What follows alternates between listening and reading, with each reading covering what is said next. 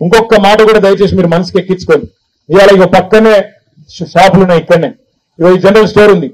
ఆ general store లా 10 ఏళ్ల కింద ధరలు ఎంతున్నాయి, ఇవాళ ధరలు ఎంత అయినాయి. పప్పు పిరమైంది, ఉప్పు పిరమైంది, నూనె పిరమైంది, చింతపండు పిరమైంది, అన్ని పిరమైనవి. అయినాయా కాలేదా? మరి ఇవన్నీ పిరమం చేసిన పిరమైన ప్రధానమంత్రి గారికి మనం ధన్యవాదాలు చెప్పొద్దా? 400 సిలిండర్లు 1200 చేసిండు నరేంద్ర మోడీ. మీరు అనొచ్చు, అన్న ఆయన ఎట్లా చేసిండు చెప్పన్నా అని అనొచ్చు మీరు. ఆయన పిరం ఎట్లా చేసిండని, ఎట్లా చేసిండో మీకు చెప్తా. అన్ని పిరం ఎట్లయితే అంటే పెట్రోల్ డీజిల్ రేట్లు పెరిగితే అన్ని పిరం అవుతాయి.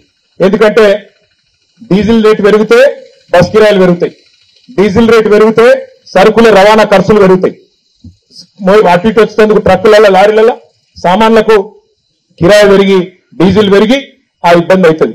మరి ఈరోజు నరేంద్ర మోడీ గారు చేసింది ఒకటే ఒక్క పని. 2014లో మోడీ గారు ప్రధానమంత్రి అయినాడు భారతదేశానికి. మన దగ్గర పెట్రోల్ డీజిల్ దొరకది. మనం బయటికి వెళ్ళి గల్ఫ్ దేశాలకి వెళ్ళి బయట వేరే దేశాలకి వెళ్ళి ముడి చమురు తెచ్చుకుంటాం. ముడి చమురు అంటే క్రూడ్ ఆయిల్ తెచ్చుకొని దాన్ని శుద్ధి చేసి అందులోకెళ్ళే మనం పెట్రోల్ డీజిల్ మళ్ళీ అందరికి అమ్ముకుంటాం. మరి ముడి చమురు క్రూడ్ ఆయిల్ బ్యారెల్ చొప్పున అమ్ముతారు, డ్రమ్ము చొప్పున అమ్ముతారు. ఒక డ్రమ్ము క్రూడ్ ఆయిల్ ధర 2014లో మోడీ ప్రధానమంత్రి అయినాడు $100. ఇవాళ తగ్గింది, $100 వెళ్ళి తగ్గి $84 అయింది, $16 తగ్గింది. మరి ముడి చమురు ధర తగ్గితే పెట్రోల్ డీజిల్ తగ్గన్నా పెరిగన్నా? తగ్గాలి కదా. మరి తగ్గిందా పెరిగిందా? 60 రూపాయల డీజిల్ 105 అయింది, 74 రూపాయల పెట్రోల్ 110 రూపాయలు అయింది. ఎందుకు పెరిగింది ఎరికేనా? మోడీ గారు ప్రత్యేకంగా రాష్ట్రాలకు మళ్ళా వాటా ఇవ్వాల్సి వస్తుందని చెప్పి ప్రత్యేకంగా సెస్సుల రూపంలో కొత్త పన్నులు వేసిండు. ఎందుకు వేసినా మోడీ గారు పన్నులు అంటే నేను జాతీయ రహదారులు కట్టాలి కాబట్టి పన్నులు వేసినా అన్నాడు. మరి జాతీయ రహదారులు ఎక్కడైనా కట్టిందా అంటే ఇప్పుడు మీరు సిరిసిల్లకి వెళ్ళి బయలుదేరి హైదరాబాద్ పోవాలంటే 2 రోడ్లు ఉన్నాయి. ఒకటి కామారెడ్డి మీదకి వెళ్ళి పోవాలి, ఇంకోటి సిద్దిపేట మీదకి వెళ్ళి పోవాలి. ఈ రెండిట్లో ఇటుకెళ్ళి పోయినా మీరు అక్కడ టోల్ కట్టాలి, ఇక్కడ టోల్ కట్టాలి. ఇటుకెళ్ళి పోతే 360 కట్టాలి రాను వేను, ఇటుకెళ్ళి పోతే 150 కట్టాలి. మరి ఇలా నేను అడుగుతున్న మోడీ గారిని, బీజేపీ వాళ్ళని, మీరు పెట్రోల్ మీద డీజిల్ మీద గుంజనే పడుతుంది, మళ్ళా టోల్ ఎందుకు గడిపిస్తున్నావు జాతీయ రహదారుల కోసం? ఎందుకు గడిపిస్తున్నావు అంటే వాళ్ళ దగ్గర సమాధానం ఉండదు. ఒక దిక్కేమో అన్ని పిరం చేసిండ్రు, ఇంకో దిక్కేమో మన దగ్గర రోజు ముక్కు విండి నువ్వు ఎప్పుడు బండి తీసుకొని పెట్రోల్ బంక్ పోతే ముక్కు విండి వసూలు చేస్తారు. చేసి 30 లక్షల కోట్లు వసూలు చేసిండు నరేంద్ర మోడీ. 10 ఏళ్లలో పేదవాళ్ల దగ్గర మన రక్తం పీల్చి 30 లక్షల కోట్లు వసూలు చేసిండు. ఆ 30 లక్షల కోట్లతో ఏం చేసిండంటే వాళ్ళ పెద్ద పెద్ద దోస్తులు అదానీలు, అంబానీలు వాళ్లకు 14.5 లక్షల కోట్ల రుణమాఫీ చేసినాడు నరేంద్ర మోడీ. ఇలా మీకు చెప్తే నేను చెప్తే నమ్మకం కలగదు, తప్పు చెప్తున్నామో అనిపిస్తుంది. నేను ఇవాళ మీకు ఇక్కడ కొత్త బస్ స్టాండ్ చౌరస్తా కాడ నేను మీకు డిమాండ్ చేస్తున్నా, రిక్వెస్ట్ చేస్తున్నా. నేను చెప్పింది తప్పని బండి సంజయో, కిషన్ రెడ్డో లేదన్నా ఎవరైనా బీజేపీ రుజువు చేస్తే నేను రేపు తెల్లారి టైం వరకు ఈ తెలంగాణ తల్లికాడ నా రాజీనామా ఎక్కడ పెట్టి వాళ్ళ ముఖాన నా ఎమ్మెల్యే పదవి కొట్టి నేను మరీ పోతా. దయచేసి గుర్తుపెట్టుకోండి, నేను చెప్పిన దానిలో వాస్తవం ఉన్నది. 30 లక్షల కోట్లు కాకులను కొట్టి గద్దలకు పెట్టినట్టు పేదలను పీడించి పెద్దవాళ్ళకి ఇచ్చినోడు నరేంద్ర మోడీ.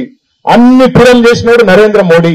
ఏడాది అవన్నీ అడ్డం పెట్టుకునే తందుకు నిరుద్యోగం పెరిగింది, ధరలు పెరిగినాయి, అన్ని పిరమైనాయి. అది అడ్డం పెట్టుకునే తందుకు దాని మీద సమాధానం లేదు కాబట్టి, చెప్పేందుకు ముఖం లేదు కాబట్టి అక్షింతల పేరు మీద డ్రామా, దేవుని అడ్డం పెట్టుకుని డ్రామా. దేవునికి ఏం కాదు. కొండగట్ట అందరిని ఎప్పుడు పుట్టిండమ్మా? ఏంలాడ రాజన్న, తిరుపతి వెంకన్న, సిరిసిల్ల మార్కండేయని గుడి ఎప్పుడు పెట్టిర్రు? ఎప్పుడు కట్టిర్రు? ఎప్పుడో కట్టిరు కదా, మనం పుట్టక ముందే కట్టిరు కదా. మరి బీజేపీ ఎప్పుడు పుట్టింది? 40 ఏళ్ల కింద పుట్టింది, మొన్న పుట్టింది. మరి నేను అడుగుతున్నా, ఈ బీజేపీ వాళ్ళు దేవుని మేమే అరుచుకుంటున్నాం, ఇక మేము లేకపోతే దేవుడు ఆగమవుతుంది అన్నట్టు వీళ్ళ డ్రామా. నేను అందుకే మీకు చెప్తున్నా, దేవుడు కూడా లంగలకు దొంగలకు చేయమని చెప్పాడు, ఓటేయమని చెప్పాడు. దేవుడు కూడా శ్రీరాముడు అందరి వాడు, అందరి దేవుడు, మర్యాద పురుషుడు. శ్రీరాముడు ఏం చెప్పిండు? రాజధర్మం పాటించమన్నాడు. రాజధర్మం పాటించినట్టు ఏంది? గుజరాత్ కు వరదలు వస్తేనేమో మోడీ గారు 1000 కోట్లు ఇస్తాడు, అదే హైదరాబాద్ కు వరదలు వస్తే బిడ్డ పైసియాడు. ఇదేనా రాజధర్మం అంటే? నీ బిడ్డలున్నారనుకో, ఇద్దరు ఒక తీరుగా చూసుకుంటావా? చూసుకోవాను. ఇలా అట్లా చూస్తున్నా మోడీ. గుజరాత్ ఒక న్యాయం, మనకేమో సౌతి తల్లి ప్రేమ. ఇదేనా రాజధర్మం? హిందువులను ఒక తీరుగనట, ముస్లింలను ఒక తిరిగినట.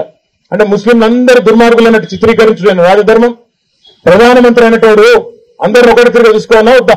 ఇలా హిందువులకు పోయి మనకేమైనా చేసినట్టే మనకు కూడా ఏం చేసింది ఏం లేదు.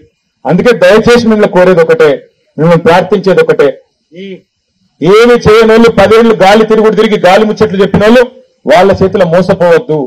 దయచేసి మన అభివృద్ధికి కారణమైన కేసీఆర్ గారికి ఆయన మీద ప్రేమ ఉంటే ఆయనకు బలం ఇవ్వండి, నాకు ఒక జోడీదారు ఇవ్వండి, ఎంపీగా వినోదన్నకు అవకాశం ఇవ్వండి. మే 13 నాడు మనది ఏ గుర్తు? మీరు చెప్పకరు పోయి వాళ్ళని చెప్పండి. అమ్మ ఏ గుర్తమ్మ మనది? కారేనా? పక్కానా? ఏం అనుమానం లేదు కదా? అక్షింతలకు మోసపోరు కదా? రాముని పటానికి మొక్కుండ్రి, కానీ బీజేపీని మాత్రం తొక్కురు, మర్చిపోకురు. రామునికి మొక్కుండ్రి, బీజేపీని ఓటుతో తొక్కుండ్రి. ఎందుకంటే రాముడు దేవుడు, రామునికి ఏం కాదు. బీజేపీకి ఓటేయకపోయినా రామునికి ఏం కాదు, ఏం నష్టం లేదు. మీరు సెంటిమెంట్ పడిపోకరు దయచేసి. వాళ్ళు వస్తారు, ఇంటింటికి వచ్చి డ్రామా చేస్తారు, దానికి ఆగం కాకురి. అన్ని పిరం చేసిండు మోడీ. అడుగురు ఎవరైనా బియ్యపడి వస్తే సిలిండర్ ఎందుకు పెరిగింది బిడ్డ అని అడుగుండ్రి, పప్పు ఉప్పు ఎందుకు పెరిగింది బిడ్డ అని అడుగుండ్రి, ఎందుకు పెట్రోల్ డీజిల్ పెంచినావు బిడ్డ అని అడుగుండ్రి, ఎందుకు నీకు ఓటేయాలి బిడ్డ, రూపాయి పని చేసినావు సిరిసిల్లకు, నాకేం సాయం చేసినావు బిడ్డ అని అడుగుండ్రి. నిలదీయండి, ఉత్తగానే ఆగమై ఓటు వేయకుండ్రి. నాకొక జోడిగారు ఇయ్యండ్రి. 10-12 ఎంపీ సీట్లు మాకు అప్పచెప్పుర్రి.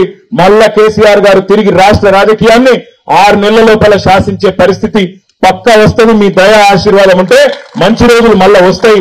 దయచేసి ఎండ ఎక్కువ ఉంది, నాకు ఎరికే. పొద్దున పూట 8, ఇప్పుడు ముట్టుకున్నాడు యోగా వెళ్తాను.